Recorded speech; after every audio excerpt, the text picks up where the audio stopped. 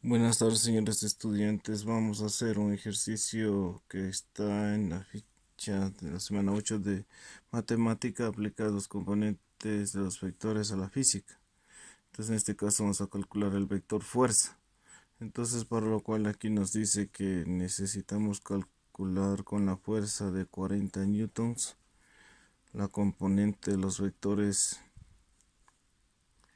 f de x y la componente del vector fuerza fy. Para poder hacer esto, nosotros tenemos que primero graficar, ¿no? Vamos a hacer una pequeña gráfica donde estén los vectores, ¿no? Entonces aquí yo tengo X y el eje Y. Entonces aquí nosotros vamos a representar que la fuerza X está en el sentido de X y el otro vector está en el sentido de FY. Además de ello, las funciones trigonométricas nosotros encontramos el coseno ubicado siempre en el eje de las X y el seno ubicado en el eje de las Y. Bueno, nosotros le conocemos a este fuerza de f de x como el cateto adyacente y a fy como el cateto opuesto. Entonces, para poder unir estos dos, unimos entre puntos suspensivos hasta lo máximo de ellos, genera un triangulito.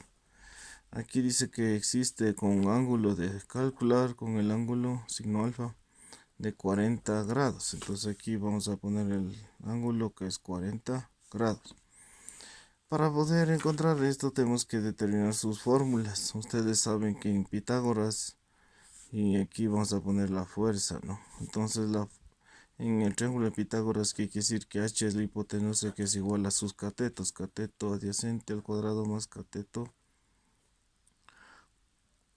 opuesto al cuadrado. Entonces aquí la relación que la hipotenusa es el vector fuerza y sus componentes los vectores f de x cateto adyacente al cuadrado más fy, que es el cateto opuesto al cuadrado, la fuerza y. Entonces, en base a esto calculamos cada uno de sus componentes. Por ejemplo, la componente de fx vamos a encontrar, ¿no? Luego la componente de f de y, que no sabemos. Aquí nosotros lo que debemos saber es que el coseno del ángulo, cos es el coseno del ángulo, es igual al cateto adyacente sobre la hipotenusa. En este caso, la fuerza X el cateto adyacente y la fuerza es la hipotenusa, y tenemos que despejar. Todo lo que está multiplicando abajo en el denominador sube a multiplicar en el primer miembro de la ecuación, ¿no? Entonces fuerza es multiplica por el coseno del ángulo, que esto queda igual a f de x, y damos la vuelta, me queda fuerza de f de x es igual a la fuerza por el coseno del ángulo. Entonces esta es la formulita para calcular la componente de f de x. Lo mismo nos sucede aquí, ¿no? Tenemos la relación del seno, ¿no? El seno. Ya, voy a borrarle esto, vamos a aclararle. Ya, el seno. El seno del ángulo se representa así. Ya, listo. Esto es igual al cateto opuesto f de y sobre la hipotenusa. Entonces f y como componente de la fuerza y es sobre la fuerza, ¿no? Y despejamos así mismo lo que está multiplicando, dividiendo, sube a multiplicar al primer miembro, fuerza por seno del ángulo, queda fy, y le damos la vuelta, que de fy es igual a fuerza por seno del ángulo. Entonces estas dos formulitas me sirven para encontrar las componentes. Entonces primeramente vamos a calcular la componente de f de x. Entonces reemplazamos datos. Como nos decía, tengo 40 newtons, 40n, que multiplica al coseno del ángulo, que es 40 grados, ¿no? Esto, para poder obtener su valor, tenemos que sacar con la calculadora, ¿no? No sabemos cuánto es, ¿no es cierto? Entonces pongo este botón de cos y aplasto 40 y me sale 0.766, no puedo aproximar, entonces se queda así con 3 decimales, vamos a trabajar 0.766 y se multiplica por 40.